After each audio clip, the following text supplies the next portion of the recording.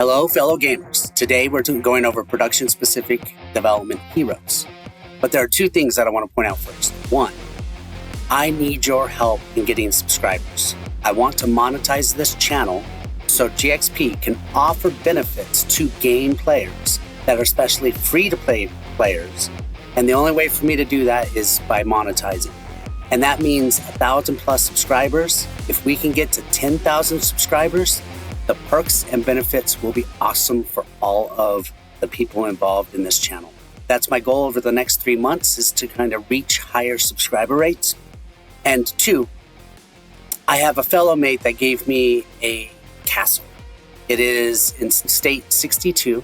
Stay to the end of this video and I will show you that castle. All right, here we go. Let's jump right into it. Okay, really quick under the heroes, if you're just starting out, some of the key heroes that you want to be on the lookout for are obviously the Alchemist, the Guild Master, some of the newer ones such as the Charcoal Master and Taskmaster. They're important for higher level castle development. Another key new development hero is the Master Blacksmith. And the Master Blacksmith is in regards to accessory production, Dragonite usage, general equipment making. This one is key as you start to develop your castle above C18, C21, and once you start going towards your Dragon Master gear, it's going to be essential that you've worked on your blacksmith and at least got it developed. A lot of the older players have already maxed out their production accessories and are already running DM gear, so it's not going to apply as much. Another new one is the Taskmaster. Taskmaster is good for lumber. Lumber correlates to the Charcoal Master. So the more lumber you have, the more charcoal you can produce. The more charcoal you can produce, the faster you can upgrade your Dragonites. The only other one that shows to be in kind of an interest for me is the Mystic Alchemist. This one is about crystals.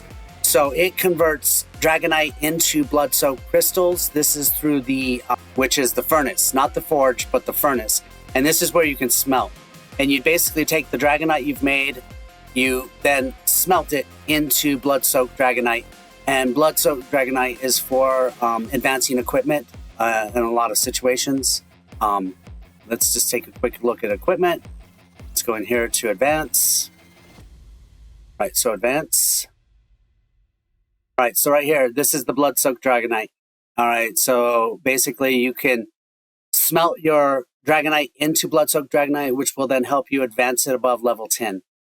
Now, I've recently put together a chart, so let me show you that chart. So these are the development heroes, which are combat-specific supporters, okay? And what I've done is I've created a chart by Footman, Cavalry, and Archer. And if you look, it just kind of breaks down how they link together and what skills are important to max as far as, this requires additional of this hero. So you need certain amount of heroes to max them out. The first line's easy, which, basically the blue heroes, you don't have any duplicates. The purple or orange heroes, you do. And this chart is available on my Facebook page, which I'm listing the Facebook address right down below. So take a look at that. So you have your development-specific heroes for combat support. This is troops. This chart will break it down for you.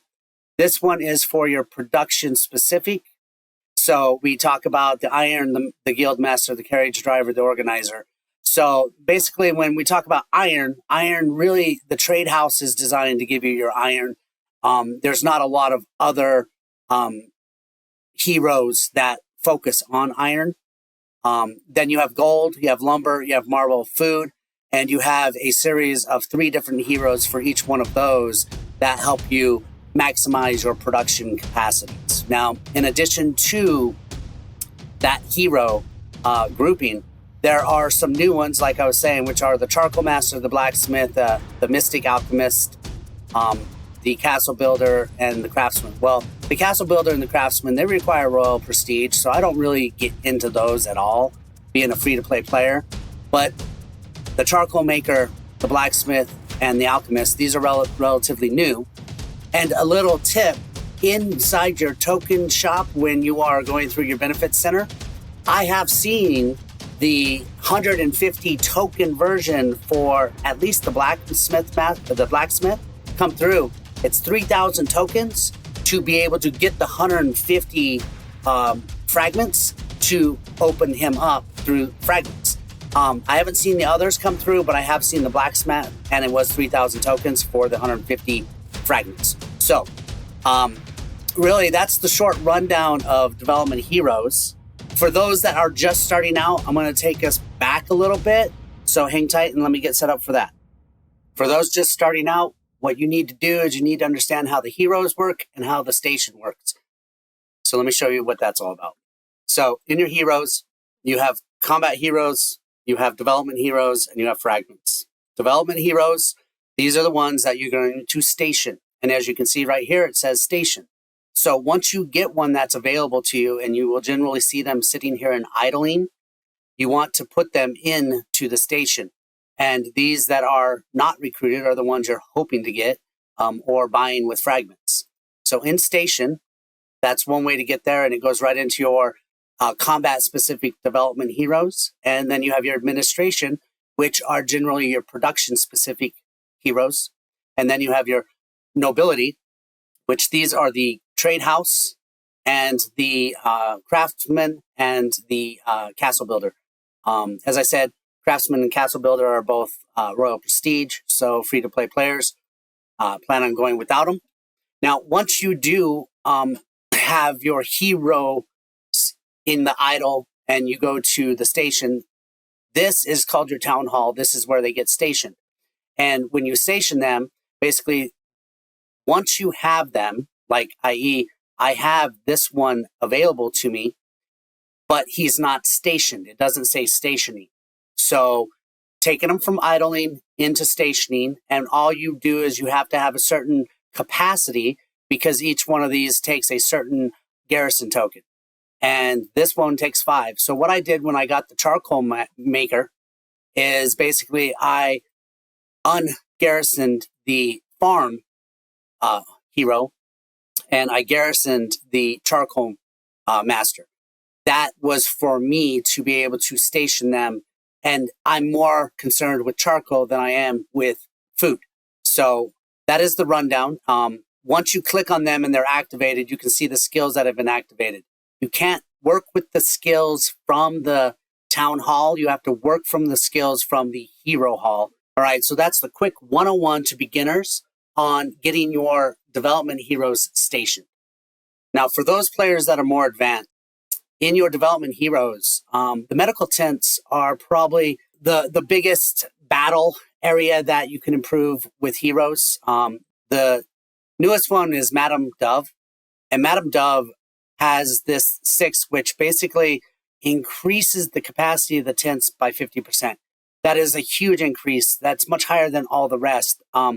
The first 4 seem to be the same as the Plague Doctor, which basically are all about healing speed, healing cost.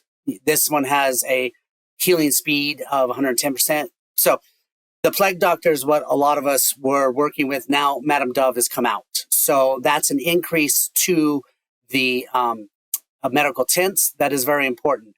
Now, gold is always a problem along the way. So for advanced, getting the merchant and getting their skills activated, of course, the duplicates pose a problem. When you're trying to unlock them, you need the 6 additional duplicates to max out what the Gold Master does. But these first 4 skills are good in producing higher levels of gold.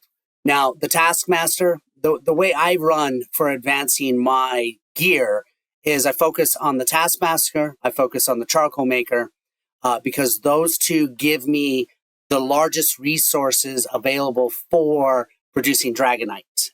But now I have 129,000 Dragonite, which has come it's a struggle to get Dragonite, but it's here. So the two places that I look for Dragonite or Super Dragonite is I look for it in the token shop and I look for it in the VIP shop.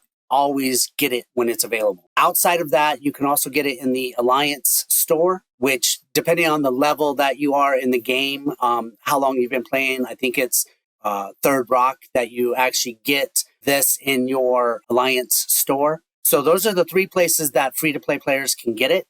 All right, guys, I do appreciate you watching to this point. And as I said, the development heroes, there's the beginner part and then there's the advancing part. And it's important to maintain those as you go to have a healthy, robust castle. As you start getting more advanced in the game and have played a while, things start to cap out. So, they don't play as big of a role, but there are some key points along the game where those development heroes make a lot of sense to improve. And just spend some time on going through them through the development tab, learning what they are. When you're at your peak production and you've got your tech in place, focusing on the final three, which are the Royal Drill Master, the Drill Instructor, and your Cavalry Instructor.